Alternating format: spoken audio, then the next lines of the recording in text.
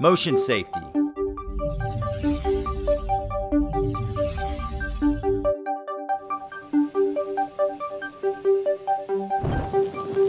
Fire prevention.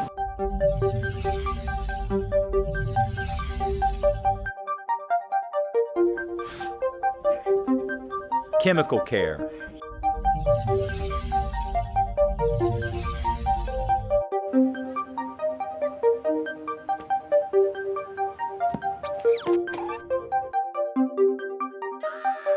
Bloodborne pathogens.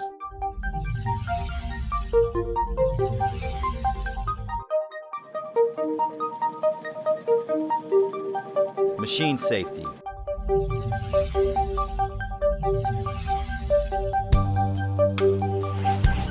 Safety awareness, risk awareness, health awareness. Who do they protect? Who do they benefit? Your guests, your coworkers, your property, yourself.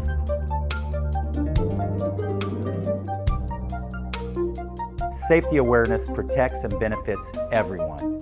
It assures your own well-being, your health, and your job. It assures the well-being of guests and coworkers. And it contributes to the success of your property by protecting it from decline in productivity and a rise in liability costs. The leisure and hospitality industry has experienced 96,910 injuries or illnesses requiring days away from work in 1 year alone. Occupational injuries and illnesses cost businesses more than $171 billion per year. Those costs come straight out of profits and can affect your employment or your paycheck. Preventing workplace injuries and illnesses ultimately increases profits and creates a stronger, more competitive organization prepared to handle whatever challenges it may face. That's why your participation in safety awareness is so important. But what are the main causes of most accidents? How about not being familiar with your job or a piece of equipment?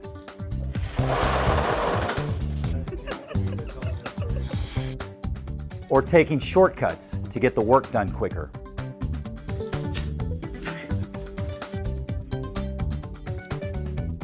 Sometimes you're simply distracted. Or just plain lazy. Would you be this careless with the safety of your own family or your own home? I don't think so. That's why you need to value safety awareness every day on the job and make it part of your daily routine. Not just for your own safety or for the protection of your property, but for all your guests and coworkers who depend on you. You are not disconnected individuals. Everything that you do or don't do, every hazard or unsafe behavior that you report or don't report affects someone else at your property. You are a team. Work together as a team. Communicate as a team. Get involved with safety as a team. Why not discuss safety issues as part of your regular department meetings? Safety is a top priority. If you miss safety training, you may really miss out. If you get hurt, it hurts you and everyone else. Injured employees are forever changed. Participation is the key to making a difference. Learn about safety. Stay up to date with safety and health issues and standards at your work. You can find all these standards in OSHA literature or on their website. OSHA is the Occupational Safety and Health Administration of the U.S. Department of Labor, which sets the safety and health standards that both employers and employees are responsible to follow. Most safety awareness rules are common sense.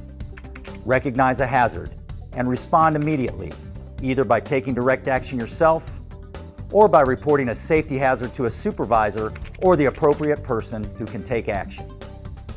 There should always be a barrier of protection between you and any hazard you respond to, whether gloves, machine lockouts, eye protection, respirators, face masks, or protective eyewear. And you should always report any accident, injury, or illness, no matter how small, immediately to your supervisor. First aid should only be given according to the proper procedures and by those individuals trained to do so. This also applies to firefighting equipment. It should only be used by those trained in the proper techniques for a real fire. When safety awareness is part of your routine, you'll be able to work safely and respond appropriately to hazards. Now let's take a closer look at some of those situations.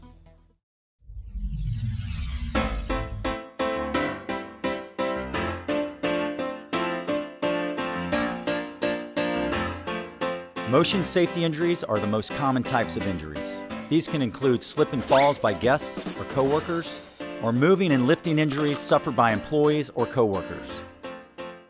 The best way to prevent slip and fall accidents is first to recognize or be aware of potential hazards, wet surfaces, extension cords, unlit areas, loose carpets or seams, trays, trash, or other items on the floor, protruding objects, uncovered floor areas or missing mats, a lack of slip-resistant surfaces, uneven sidewalks, holes, or tile surfaces, grease in the parking lot. Slips, trips, and falls can be prevented if everyone learns how to recognize hazards and respond as quickly as possible. Conduct floor inspections, scanning down and around. Use a clean-as-you-go policy. Always report potential hazards or accidents immediately to a supervisor. Use a warning sign and/or a cone for any hazard that can't immediately be fixed. Keep floors free of water, grease, or spills. Wear slip-resistant footwear. Repair any equipment that leaks or causes excess condensation. Always use stable ladders or step stools when enacting repairs. Use 3 points of contact when mounting ladders. Repair or replace any lighting as needed. Repair or replace any loose or worn carpet. Keep pathways clear of any objects blocking or protruding. Warn guests against running or risky behavior. Can you imagine losing your ability to move or your ability to work? Consider the potential motion injuries from overreaching, from bending, from twisting, from repetitive motion, or from lifting improperly. Most of your jobs require physical effort at some point or even some athletic ability. But what do athletes do before every event that you probably never do? They flex, they stretch, they do warm-up exercises. Now, how many of you do that before you come to work or at the start of your shift? Yeah, right. I thought so. Well, at least there are some things you can do on the job to help prevent moving and lifting injuries. Obviously, if something is too heavy or large to lift alone, get some assistance. If you know when something has to be done, if it's part of a routine, arrange to schedule that assistance. Someone leads the lift. Lift at the same time. Keep the load level. Unload slowly together. If you have to lift something by yourself, do it properly. Stretch and flex first. Test the load. You're going to use your legs, not your back. Stand close to the object with your feet shoulder width apart to maintain your balance. Squat by bending your knees and hips. Pull the item close with both hands and grip it. Tighten your stomach muscles, lift your head, and keep your back straight. Rise up, using your legs to lift and keeping the object close to your body. Never twist your body as you lift or carry. Keep the object close and watch where you're going as you step carefully, walking straight ahead. Use a wheeled cart to transport heavier objects. Make sure the cart and wheels are in good condition. And store heavier supplies or equipment on shelves closer to the floor. Lighter objects should go on upper shelves. If an item should fall, let it fall. Don't try to suddenly grab, twist, or reach for it. And when you bend to pick something up, again, use your legs, not your back. The best way to prevent repetitive motion injuries is to type with your wrists straight in neutral position, with elbows and knees at 90 degrees. Take frequent mini breaks for resting and stretching. Long-handled sponges or squeegees can help prevent injuries from overreaching for housekeepers. Approved ladders or step stools can help prevent injuries for overreaching for engineers and maintenance workers. We spent some time on motion hazards, overreaching, bending, twisting, lifting and moving, slips, trips and falls, and repetitive motions, because those are the most common. And then there's that one. If you're going to be safe at work, you need to get a good night's sleep, and you need to exercise regularly. You also need to eat wholesome and nutritious foods. Because to be safe at work, you have to be prepared for the next big hazard before it happens.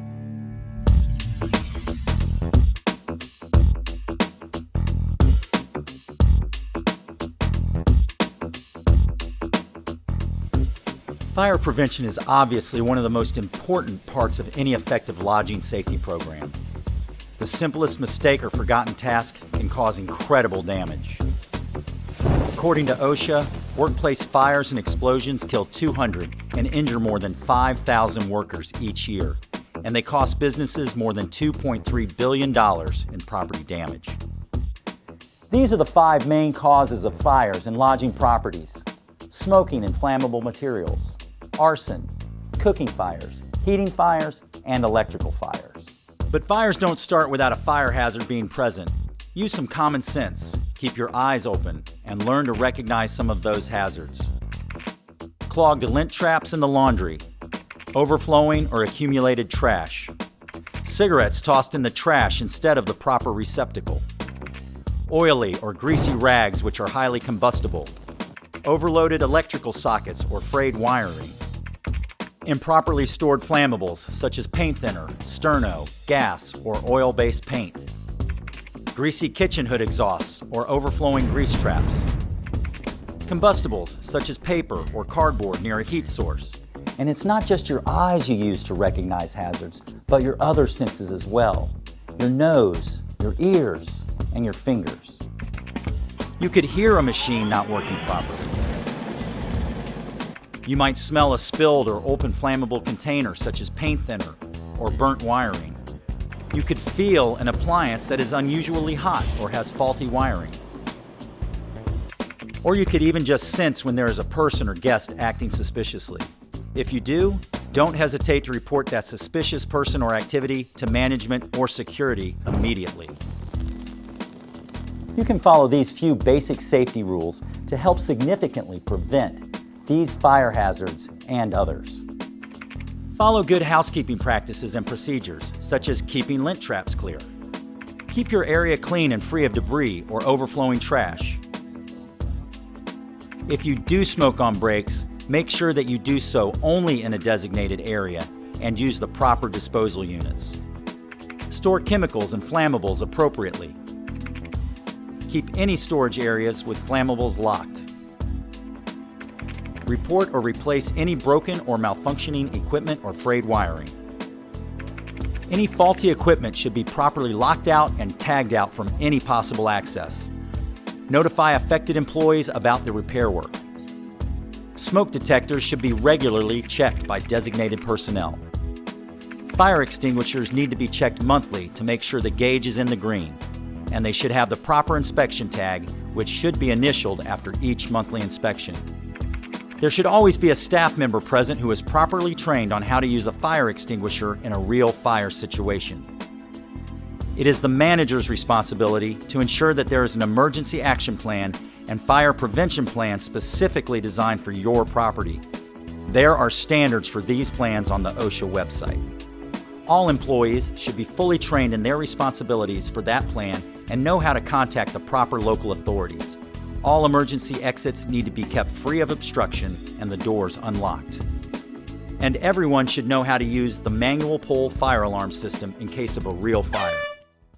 Okay, that one was just to get your attention. But if this were a real fire, would everyone here know what to do? Activate the fire alarm.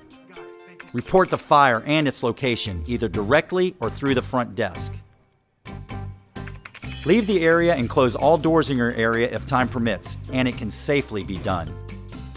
Notify any employees or guests in immediate danger in the area of smoke, heat, or fire.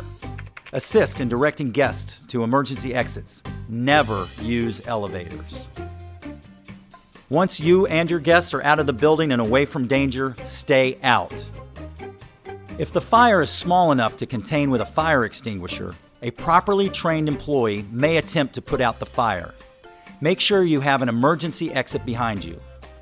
They will use the pass method. Pull the pin after carrying the extinguisher to the fire. Aim the nozzle at the base of the flames. Squeeze the lever while holding the extinguisher upright, and sweep the spray from side to side across the base of the fire. But remember, no one uses a fire extinguisher unless they've been properly trained and authorized to do so by their manager. Got it? Got it! We all know fires are bad and can destroy property. They can also cause panic, injury, and even death. But none of that need ever happen if we simply know how to recognize potential fire hazards and learn how to prevent them. Got that? Got it! That's what I like to hear. And remember, you can always go to the OSHA website to get more complete information about emergency action and fire prevention plans, how to comply with the best safety standards and practices.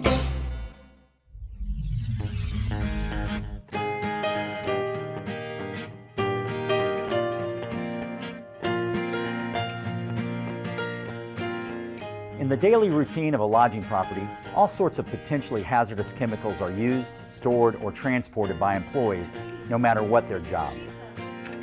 Housekeepers use all-purpose cleaners, glass cleaners, furniture polish, and heavy-duty bathroom cleaners. Maintenance workers use lubricants, adhesives, paint thinners, pool chemicals, and water treatment chemicals. Kitchen workers use sanitizers, drying agents, detergents, polishing and stripping agents, and oven cleaners. Every employee has the right to know about all the chemical hazards to which they may be exposed. Every chemical or secondary container bottle must be labeled correctly, and employees must read the label before using the chemical. These labels warn of potential injury from chemicals. Some chemicals can harm you simply by breathing their vapors or fumes. Many are harmful if you swallow or ingest any amount of the chemical, and some can burn your skin or eyes simply by coming in contact with the chemical. Every department at your property is required to have these. Material Safety Data Sheets, or MSDS. They should be readily available to all employees and should be in English. And every employee at your property is required to know where these MSDS binders are located, as well as know the control measures and emergency procedures that should be followed for all chemicals they use. MSDS are available to all associates. There should always be a readily accessible and current master list of all chemicals used at your property. These sheets tell you whether a chemical is hazardous to your health or is flammable or reactive with other chemicals. Look for words like caution or warning or danger on the label. They tell you the ingredients that make a chemical hazardous. They tell you what personal protective equipment, or PPE, you need to wear when using or handling a chemical. These could include goggles, gloves, aprons, a full face shield, respirator, or foot protection. The MSDS includes emergency contact numbers. But perhaps most importantly, it details emergency first aid procedures to use for each type of chemical exposure. If you have an accident or spill a chemical on yourself and you're not sure what to do, contact your supervisor immediately. Don't panic. Then use the first aid procedure outlined in the MSDS. Employees should know where the nearest plumbed eye wash station is, if available, for eye treatments. If you ever feel dizzy or nauseated while working around chemicals, stop working with the chemical and let your supervisor know immediately. Most chemicals are safe to use if you wear the proper protective equipment and follow directions carefully. Got that? Got it! Right! Never mix chemicals. The effects could be deadly or even explosive. Mixing ammonia and bleach, for example, creates lethal vapors. When refilling chemical bottles, pour carefully and use a funnel or spout. Be sure the correct chemical goes in the properly labeled container when you refill. All chemical containers must be properly labeled. Never leave chemicals out in the open or unattended. Remove any chemicals from public areas and keep them secured in a proper storage area.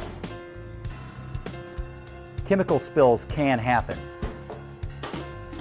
The important thing is to respond immediately. Clean any small spills by blotting the surface. If it's a larger spill that cannot be contained easily, check with your supervisor. If you feel your skin or eyes have come in contact with a chemical, rinse them immediately. Always report any spill or accident and immediately seek medical attention if necessary.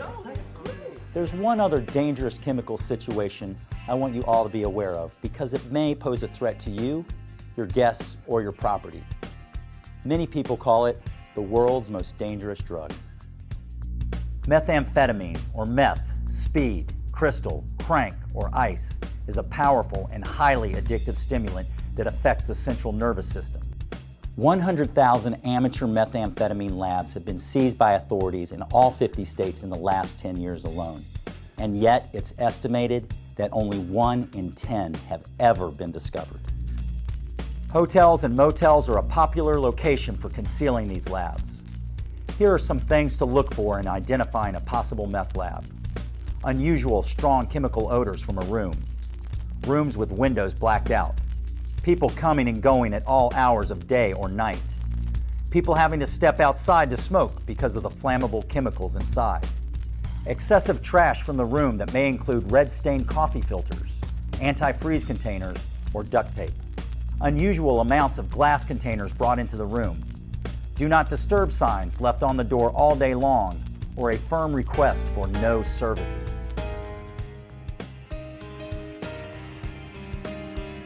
If you discover or suspect a drug lab in a room at your property, don't touch anything. Leave the area immediately. Notify your supervisor to call your local law enforcement or fire department. If a lab is confirmed, it should only be cleaned up by professionals. This is an important safety issue because you must be aware of the conditions that may jeopardize the health of your guests, yourself, and everyone on property. This stuff is so dangerous that even the criminals who operate the lab frequently abandon it for their own safety. And make no mistake about it, these chemicals are not only toxic, but potentially explosive. Got that? Yeah, we got it. We got it. That's what I like to hear.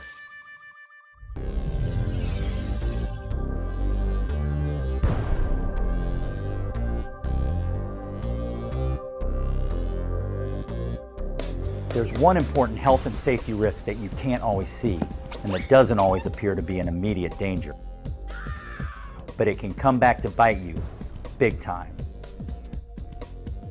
Bloodborne pathogens are microorganisms present in human blood and other body fluids that can cause diseases such as hepatitis B or HIV/AIDS, diseases that can severely damage your liver or even cause death. These pathogens can be transferred by exposure to blood, semen, saliva, vaginal secretions, and any other body fluids. Now, it's extremely rare for any lodging worker to contract one of these diseases from their work environment, but any of you can expect to have some exposure to blood or other potentially infectious material in the line of your work. You're all potentially at risk. But if you work safely, stay aware, and treat any bodily fluid as potentially hazardous, there's no reason why you shouldn't be safe.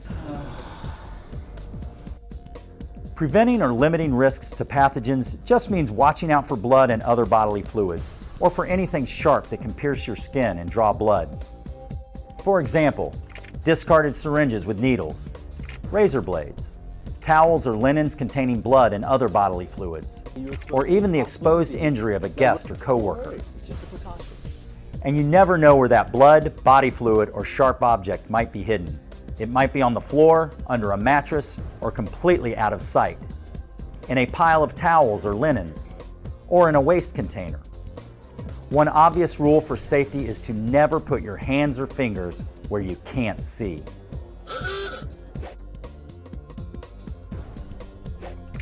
Use another object to push trash down. Always wear proper personal protective equipment when handling any wet or potentially contaminated materials. Use proper first aid measures and get help immediately. Your property should have a written exposure control plan that explains how to handle potentially infectious materials, what protective equipment is required, and how to respond if there is an exposure. Only employees who are trained and familiar with that exposure control plan should be authorized to handle bloodborne pathogens. Also, make sure that you are trained in how to use the contents of the hotel's bloodborne pathogen kit. Okay. If you see or contact any potentially infectious materials, notify your supervisor immediately. If you are trained to handle contaminated items, wear the appropriate protective equipment. In the case of linens, fold it inward toward the stain. Place infectious materials in the approved red biohazard bags. And according to your property's procedures, either dispose of the material according to local health department requirements, use a biohazard waste removal company, or launder separately with the appropriate disinfecting agent. Never reuse disposable gloves or gloves that you have used to handle infectious material. Throw them away in the biohazard bags. And wash and disinfect your hands thoroughly using antimicrobial soap or wipes. You should know the purpose, use, and location of the biohazard bags. You should know the purpose, use, and location of sharps containers. If you are properly trained to discard needles, wear the proper gloves and face shield, and use tongs to pick up the needle. Place the needle in the sharps container. If you, a coworker, or a guest has been injured or exposed to a possible pathogen, use appropriate first aid measures. Report the incident immediately to your supervisor. Document the incident as soon as possible. Follow up with any medical attention or precautionary lab test as needed. Keep in mind, hepatitis B vaccinations are available for anyone with occupational exposure. If you choose not to have one, you will be required to sign a declination letter. So that's it. If you work safely, learn to recognize bloodborne hazards, and notify the proper personnel to handle any hazard, you'll greatly reduce the risk to your health. Got that? What's that? What's the matter? You're not gonna splatter us with blood or something, are you? Why would you think that? Okay then. We got it.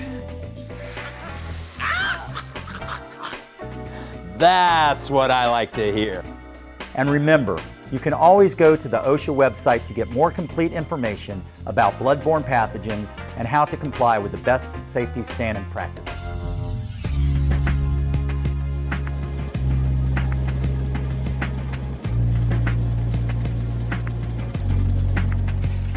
Lodging property employees who come into contact with machinery face a unique safety risk: hazardous energy. Locks and tags are used by authorized engineering and maintenance personnel during repairs on machines that have potentially harmful stored energy, such as electric, hydraulic, and pneumatic energy. The lockout ensures that an energy isolating device, such as an electrical circuit breaker or the machinery and equipment controlled by it, cannot be operated until the lockout device is removed. The tag out is a prominent tag or notice that warns that the device or equipment cannot be operated until the lockout and tag out are removed. When a lockout tag out service action is required, all employees affected by the action should be notified. Only that person who is so authorized and trained can perform the action. They will turn off all machines or equipment, ensuring that the equipment or machinery are isolated from all of their energy sources. Lock out and tag out the energy isolating device. The tag should read, "Danger, do not operate." Make sure the equipment won't operate, make sure that all the machine guards are in place, and ensure that no employee is exposed to the equipment.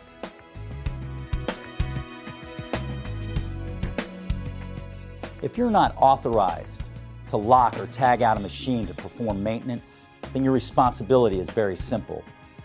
Never attempt to operate anything that's locked out or tagged out. Got that? Got it. It was about 10 years ago that someone at this very property made that fatal mistake. He came to work distracted. He had some emotional stuff going on in his life, and he brought that to work with him. He was authorized to perform maintenance on a large machine, and he had been trained in lockout tagout as an engineer, but he didn't follow proper procedures. He forgot to lock out and tag out an on-off switch, and someone else turned it back on while he was working on it. Unfortunately, he died of electrocution. Yes, it's true. Right in this very hotel. It can happen. Now, you know we've talked a lot about safety awareness on the job, but the good health and alert mind you bring into the job are just as important. The keys to safety awareness are drinking plenty of water, fueling your body with nutritious food, breathing deeply, getting plenty of sleep, 7 to 8 hours per night, exercising 4 to 5 hours per week, and following safety procedures. And don't come to the job if you're sick. You're not doing your guests or your coworkers any favor by possibly getting them sick as well. That's it. That's all I've got. Thank you for listening, and I hope you take the safety issues we've covered here to heart and that you build safety awareness into your routine. You practice motion safety, safely prevent fires, use care with chemicals, protect yourself against exposure to bloodborne pathogens, and pay attention to lockout, tagout warnings. Got that? Got it. That's what I like to hear. Well, that's all I've got. I thank you for listening. You take care of yourselves. He was a little strange. I kind of liked him. He was very thorough. I was scared he was going to zap us. Shouldn't we have thanked him? I mean, after all, he's the expert, and it was for our benefit and our safety. I'll tell him. I am so sorry I'm late. Traffic was crazy. I'm Pete Murad. I'm here to give you property safety training. Then what about the guy who gave us one? Sam. Sam? Yeah, Sam. Sam Hoffner? Yeah. You're joking, right? No. Sam Hoffner died in a maintenance accident 10 years ago. He was electrocuted.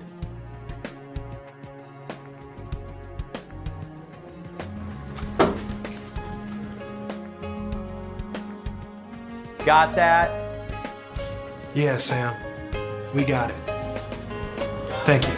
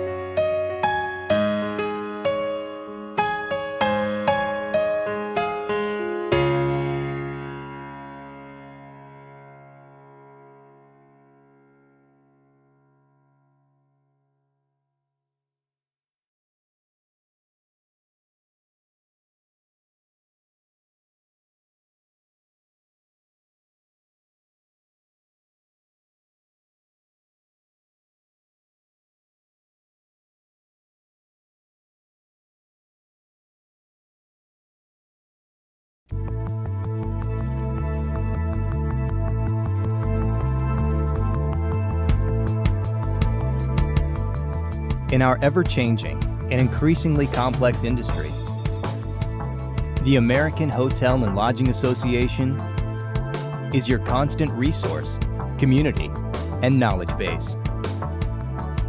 We help our members gain a leading edge with our comprehensive suite of bottom-line benefits. Become an industry informant through fast, reliable information resources. Achieve high visibility with exclusive marketing opportunities at generous discounts. Make a difference with capital clout and help safeguard our industry. Discounts at the Educational Institute are just one of the many benefits AH and LA offers. Use us for all we're worth.